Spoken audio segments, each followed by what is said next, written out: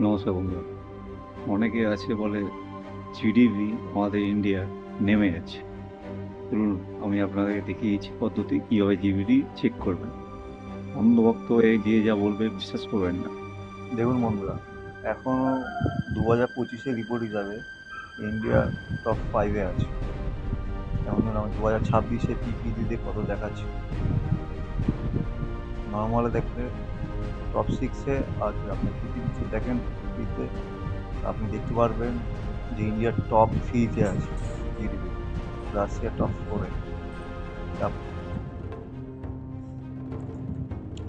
Iran আছে top 24-এ, যেখান থেকে আমাদের তেল কেনা হয়।